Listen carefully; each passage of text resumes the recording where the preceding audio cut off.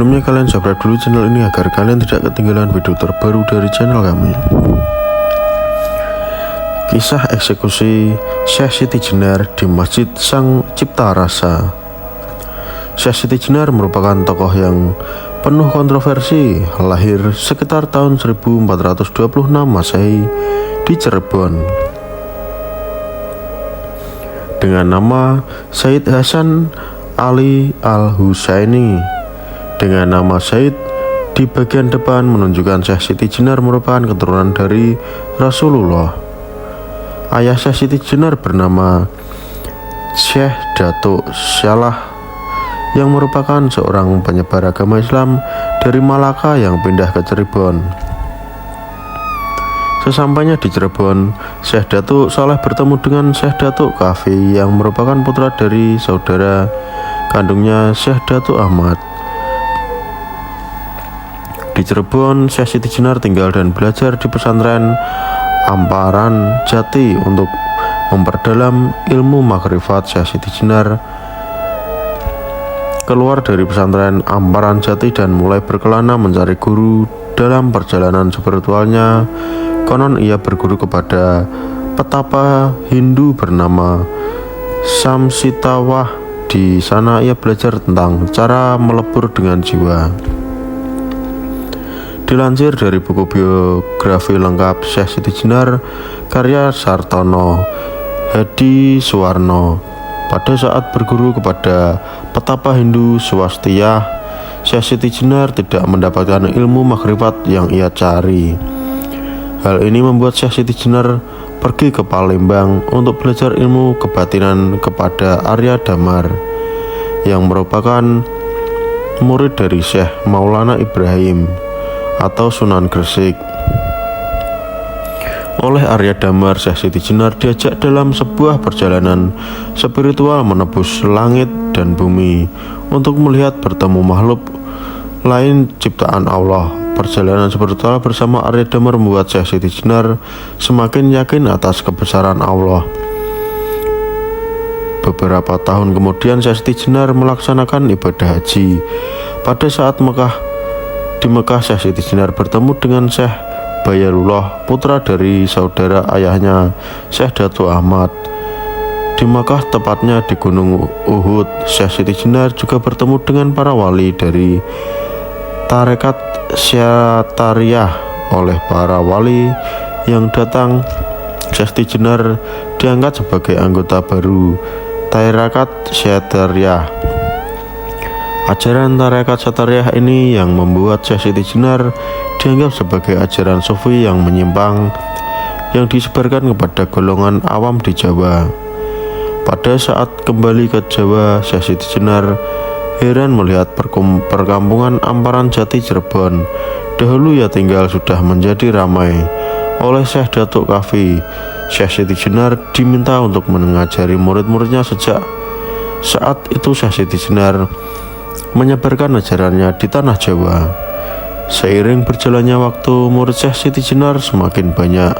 Hal ini membuat wali sangat khawatir akan ajaran yang disebarkan oleh Syekh Siti Jenar yang mengaku dirinya Tuhan lewat ajaran Manunggaling Kaula Gusti atau kesatuan makhluk dengan pencipta. Oleh wali Sango, ajaran ini dianggap membahayakan bagi masyarakat Jawa yang baru mengenal agama Islam. Apalagi pada saat itu banyak murid dari Syekh Siti Jenar merupakan orang berpengaruh seperti Ki Ageng Pengging atau Raden Kebu Kenanga, anak dari Prabu Brawijaya, Kerajaan Majapahit.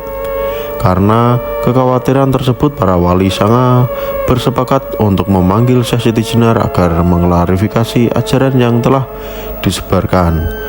Salah satu menyebutnya Syekh Siti Jenar dipanggil dan dieksekusi oleh wali Sanga di Masjid Pakung Wati yang sekarang dikenal dengan Masjid Sang Cipta Rasa Keraton Kasepuhan. Eksekusi mati Kepala Informasi dan Pariwisata Keraton Kasepuhan Iman Sugiman maturkan eksekusi Syekh Siti Jenar konon dilakukan di Masjid Sang Cipta Rasa oleh Sunan Gunung Jati sebagai eksekutor. Masjid Sang Cipta Rasa dibangun pada tahun 1480 Masehi oleh Sunan Kalijaga bersama 500 orang yang didatangkan Majapahit, Demak dan Cirebon. Pada saat dieksekusi, Sunan Gunung Jati menggunakan keris khusus yang bernama keris Kantanaga. Saat dieksekusi darahnya ke tanah, jadi tanahnya merah sehingga dijuluki Siti Jenar. Siti itu tanah, Jenar itu merah atau lemah abang, kata Iman beberapa waktu lalu. Masih menurut Iman, setelah dieksekusi, Siti Jenar dimakamkan tidak jauh dari keraton yang sekarang bernama Kemplaten, atau yang menyebutkan pas saat dimakamkan di Kemplaten jasad Siti Jenar dipindah ke Jawa Tengah. Dalam versi lain juga disebutkan Sunan Gunung Jati menyembunyikan jasad Siti Jenar di Kesunean, yang berarti bersembunyi. Sekarang Kesunean menjadi nama sebuah daerah di kota Cirebon, di mana versinya macam-macam. Tutur Iman. Sebelum dieksekusi, Siti Jenar sempat beberapa kali menolak untuk dipanggil ke Dewan Wali Sanga. Dikisahkan ketika Sunan Kudus meminta Ki Badiman untuk memanggil Siti Jenar, ia menolak untuk datang dengan alasan tidak ada Siti Jenar, yang ada adalah Allah. Mendapatkan jawaban tersebut, Ki Badiman menimpali Allah, dipanggil Dewan Wali. Siti Jenar kemudian menjawab, Allah tidak ada, yang ada Siti Jenar. Tidak kehilangan akal, Ki Badiman kembali berkata, Allah dan Siti Jenar dipanggil Dewan Wali. Akhirnya Siti Jenar pun mau datang ke pengadilan Dewan Wali. Ada juga versi lain yang menyebutkan tempat Siti Jenar meninggal di Masjid Demak. Pada saat berdebat dengan para wali, Siti Jenar memutuskan untuk mengakhiri hidupnya sendiri dengan menahan napas. Konon ketika sudah meninggal, jasad Siti Jenar mengeluarkan cahaya yang berbau wangi. Karena ditakutkan setelah kematian Siti Jenar akan banyak yang mengikuti ajarannya oleh para wali, Siti Jenar dimakamkan di bawah Masjid Demak, yang keranda jenazahnya dimasukkan bangkai anjing yang kudisan sebagai ganti jasad Siti Jenar. Sebagai seorang yang penuh kontroversi, Siti Jenar memiliki beberapa nama lain seperti San Ali, Sunan Jepara, Syekh Lemah Abang, Siti Brit, Syekh Jabarantas, dan Syekh Abdul Jalil. Begitulah cerita tentang video kami tentang Syekh Siti Jenar. Apa pendapat kalian tentang video ini? Silahkan kalian komentar di bawah ini.